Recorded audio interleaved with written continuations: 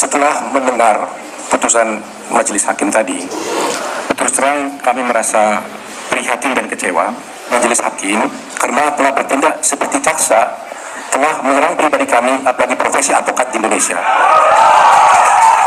Misalkan akan menjadi jaksa menyerang profesi advokat.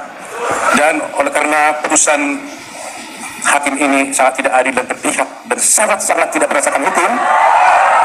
Selamat datang di channel Pusat Informasi. Saya akan mengomentari yaitu vonis Jessica Kumala Wongso 20 tahun penjara. Akan tetapi saya akan sapa teman-teman semuanya yang berada di tanah Nusantara ini dan yang berada di luar negeri ya. Mudah-mudahan semuanya kalian sehat, selalu cerdas, dan kita akan selalu mendapatkan kebaikan ya teman-teman ya.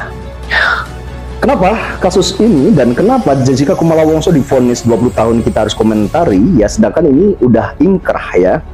Ini sudah ingkrah, tidak perlu dikomentari seharusnya gitu, dan banding pun sudah ditolak gitu ya.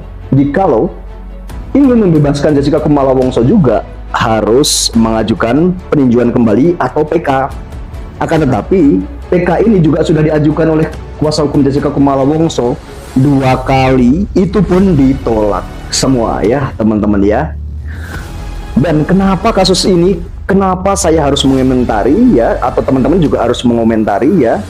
Mungkin banyak sekali yang komentar ya teman-teman juga di video-video saya juga banyak sekali yang mendukung Jessica Kumala Wongso harus bebas. Justice for Jessica Kumala Wongso itu, tagar Justice for Jessica Kumala Wongso itu banyak banget. Kenapa harus dikomentari? Karena ya dinilai di kasus tersebut banyak sekali kejanggalan-kejanggalan. Itu bukan saya yang bilang, dan yang bilang adalah Bang Resmond Sianipar sendiri mengatakan bahwa confirm barang bukti ini direkayasa karena hakim sendiri akan menggunakan keyakinannya atau memutus Jessica Kumala Wongso, meyakini bahwa Jessica Kumala Wongso ini bersalah hingga divonis 20 tahun oleh majelis hakim itu menggunakan CCTV itu tersebut ya. Jadi CCTV itu selalu buat rujukan sedikit-sedikit majelis hakim, CCTV adalah sarana yang paling empuk, ya kan, seperti itu. Dan hakim juga bilang di CCTV terlihat bahwa Jessica Kumala Wongso mengocok-ngocok ya kopi ya, kayak gitu kan, selalu CCTV dan CCTV. Jikalau CCTV ini direkayasa teman-teman, Anda bisa bayangkan nggak, Jessica divonis 20 tahun hanya menggunakan rujukan CCTV yang direkayasa. Siapa yang mau bertanggung jawab? Sekarang ini Jessica Kumala Wongso 8 tahun menjalani hukuman. Ya, sudah 8 tahun menjalani hukuman. Siapa yang akan bertanggung jawab jikalau Jessica Kumala Wongso ini ternyata salah vonis misalnya? Ya, karena menggunakan CCTV yang direkayasa. Kenapa saya bilang seperti itu? Bang Resmond Sianipar pun sekarang siap datang, siap ke Bareskrim ya, bahkan minta Kapolri untuk menangkap Bang Resmond Sianipar, menangkap, penjarakan ya, jikalau Bang Resmond Sianipar itu berbohong, katanya dia seperti itu. Ini cuplikannya. Lagi, statement saya sebelum saya tutup, hanya ada 2 pilihan Bapak. Tersangkakan saya, tangkap saya. Nggak usah pun dijemput, saya akan datang ke Mabes Polri, ditahan, nggak apa-apa. Ya, saya ingin merasakan ya jeruji besi demi mempertahankan kebenaran.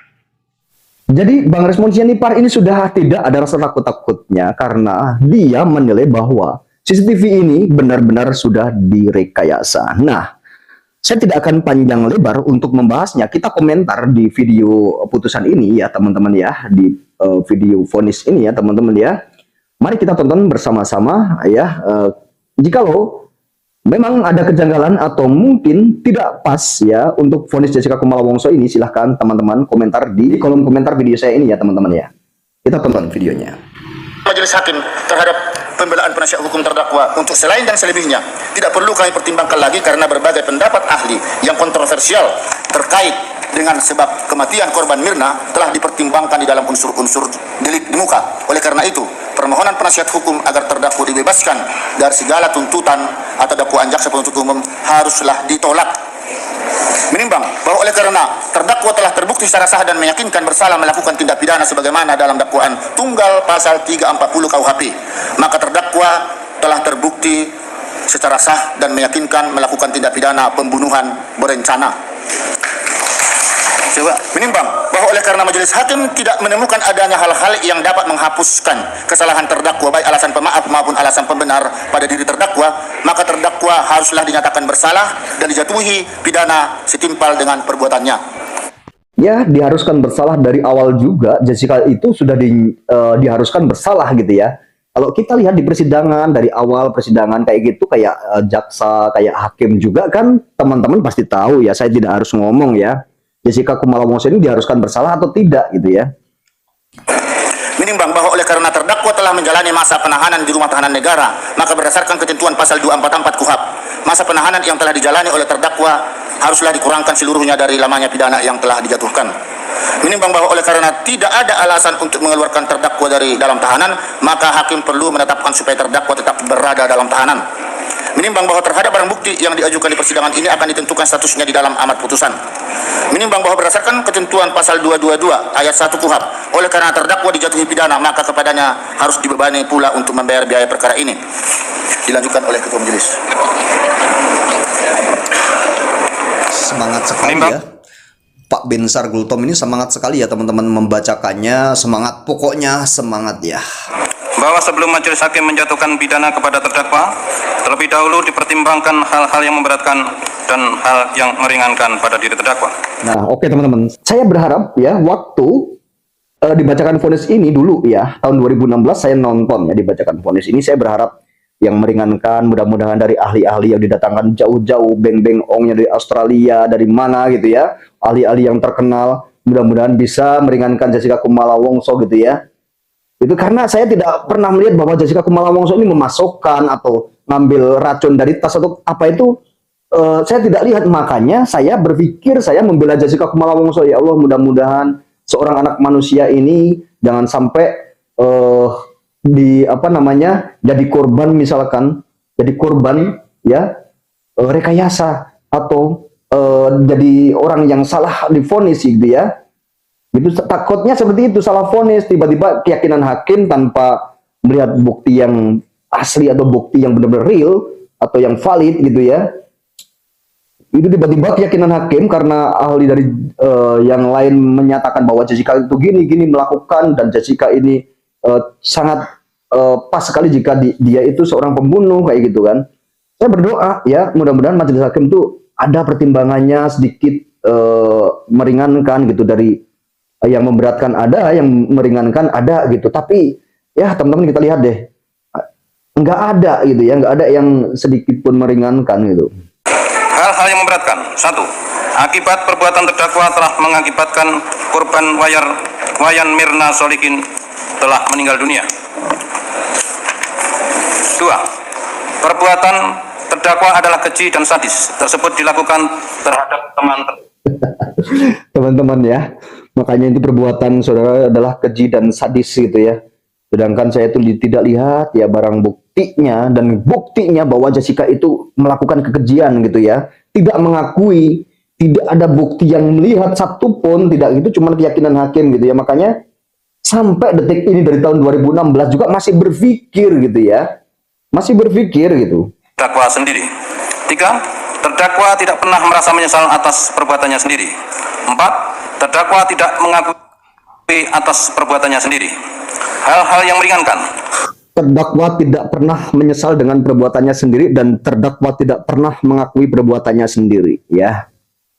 Bayangin teman-teman, Jessica Kumala Wongso ini udah di sel tikus itu 4 bulan lamanya ya.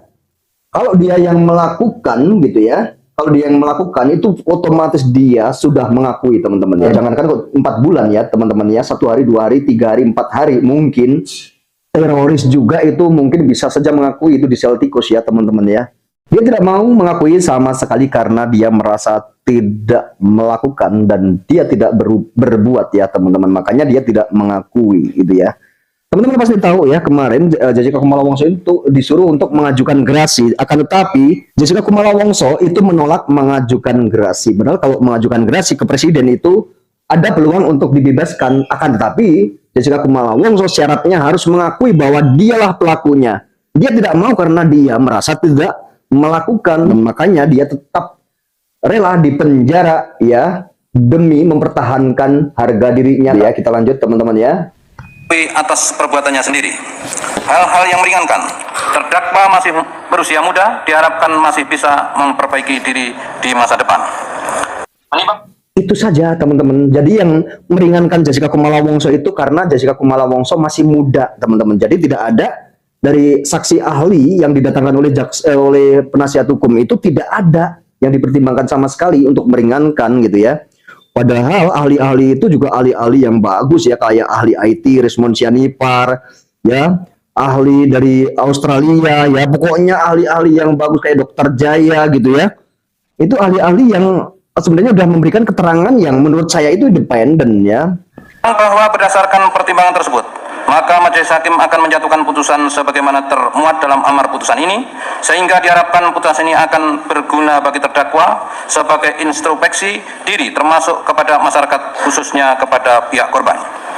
Mengingat akan pasal 340 KUHP dan peraturan lain yang berhubungan dengan perkara ini, mengadili: 1. Menyatakan terdakwa Jessica Kumala alias Jessica Kumala Wongso alias Jess telah terbukti secara sah dan meyakinkan bersalah melakukan tindak pidana pembunuhan berencana. 2. Menjatuhkan pidana terhadap terdakwa tersebut dengan pidana penjara selama 20 tahun. 3. Menetapkan masa penangkapan dan penahanan yang telah dijatuhkan. Ngeri ya teman-teman, jikalau Jessica Kumala Wongso ini tidak bersalah dan dia bukan pelakunya, misalkan penyebab kematian Mirna itu ternyata ya penyebabnya lain, mungkin bukan dari sianida tersebut, bukan dari, mungkin dari sianida oke ya, akan tetapi bukan Jessica Kumala Wongso yang memasukkan atau gimana kronologinya gitu ya, atau mungkin dia itu meninggalnya karena meminum kopi, itu kan bisa jadi ya teman-teman ya, setelah meminum kopi terus terjadi dehidrasi di dalam mungkin ya, bisa jadi gitu, bisa meninggal, bisa jadi gitu ya. Ada juga orang yang setelah minum kopi sakit, tiba-tiba perutnya sakit, bisa itu seandainya terjadi ya. Hal ini terjadi misalkan ya Jessica Kumala Wongso ini ternyata tidak pelakunya dan dia bukan pelakunya, dia sudah dihukum 8 tahun. Ngeri teman-teman ya. Siapa yang akan bertanggung jawab? Saya tanya, jikalau ini menimpa hal-hal ini menimpa seperti di keluarga-keluarga hakim kayak jaksa penuntut umum ini ya, ini ngeri sekali ya. Kalian akan berbuat apa coba? Pasti kalian juga akan seperti rakyat, seperti netizen yang berkomentar dan minta keadilan buat Jessica Kumala Wongso ya, karena ini bukan untuk Jessica Kumala Wongso saja. Jikalau terjadi rekayasa benar-benar ya, ini menyangkut keadilan buat anak bangsa yang butuh dan yang haus tentang keadilan di negeri yang atau di republik ini. Coba bayangin, jikalau terjadi hal yang seperti ini kasus paling besar fenomenal ya. Ini bisa terjadi. Apakah kasus-kasus yang kecil juga bisa tidak bisa terjadi? Mungkin saja bisa terjadi. Apakah hal seperti ini cuma dilakukan kali ini saja? Mungkin sudah berkali-kali atau mungkin sudah berulang-ulang. Mungkin bisa jadi, ya kan? Gitu loh. Ini kan ngeri ya, kita sebagai masyarakat ya, sebagai masyarakat itu butuh perlindungan atau ya butuh keadilan ya, bukan untuk ditindas, bukan untuk direkayasa, bukan untuk dipermainkan keadilan ini. Kita butuh keadilan, kepastian agar apa, keluarganya juga yang menunggu keadilan mendapatkan keadilan jikalau tidak bersalah. Kalau memang bersalah ada bukti hukum seberat-beratnya kan gitu ya. Seperti itu. Nah, tapi kita lanjut teman-teman ya. Ini saya kalau bahas tentang seperti ini ya, tentang Jessica Kumala Wongso ini adanya yang di kepala atau di otak saya ini panas teman-teman ya. Di otak ini selalu panas. Kadang karena melihat rangkaian persidangan hingga sampai detik ini masih diperbincangkan 8 tahun, bayangin kalau kasus Jessica Kumala Wongso ini tidak ada kejanggalan, tidak ada rekayasa, tidak mungkin mencuat kembali di publik atau di dunia maya, ya kan? Seperti itu teman-teman ya. Oleh terdakwa, tenang ya, semuanya tenang. Supaya tenang semuanya. Oke teman-teman, kita lihat dari kuasa hukum Jessica Kumala Wongso ya. Ini Jessica juga mengajukan keberatan ya, dan dia merasa hakim ini berpihak ya gitu ya. Dan sama kuasa hukum juga seperti itu ya teman-teman ya. Demikian putusan majelis hakim. Apabila terdakwa maupun penasihat hukum dan penuntut umum tidak puas dengan putusan majelis, menurut ketentuan undang-undang boleh mengajukan upaya hukum. Jessica boleh berkonsultasi dengan penasihat hukum.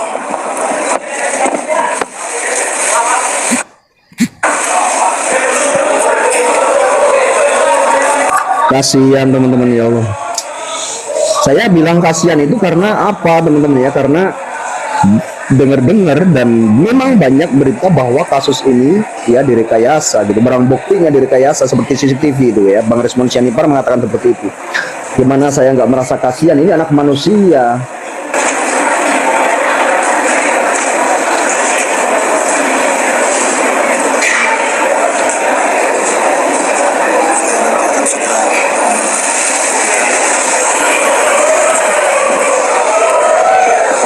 Atau diwakili.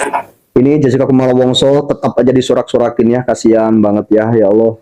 Ini misalkan Jessica Kumala Wongso ini tidak bersalah, misalkan gitu ya, bukan dia pelakunya. Waduh, ngeri sekali teman-teman ya, ini di Indonesia ya, di negeri kita ini baru kali ini ya.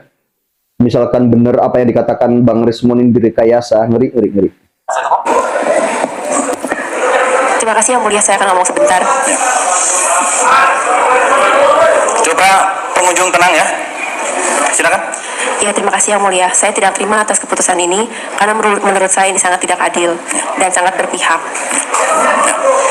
Mengenai sikap saya selanjutnya, saya akan serahkan sepenuhnya kepada penasihat hukum saya. Terima kasih Yang Mulia. Ya, apakah akan dijawab hari ini atau akan menggunakan masa pikir-pikir? Terima kasih Yang Mulia. Setelah mendengar putusan majelis hakim tadi, terus terang kami merasa prihatin dan kecewa karena sama sekali majelis hakim tidak mempertimbangkan semuanya secara lengkap, terutama bagi BP4. Dan saya akan kecewa sekali kepada majelis hakim karena telah bertindak seperti jaksa, telah menyerang pribadi kami, apalagi profesi advokat di Indonesia. Coba tenang-tenang. Menurut kami, seorang hakim yang bijaksana dan arif tidak selayaknya berkata-kata seperti itu dan seakan-akan menjadi jaksa menyerang profesi advokat. Oleh karena itu, hal itu nanti akan saya sampaikan di dalam berikutnya.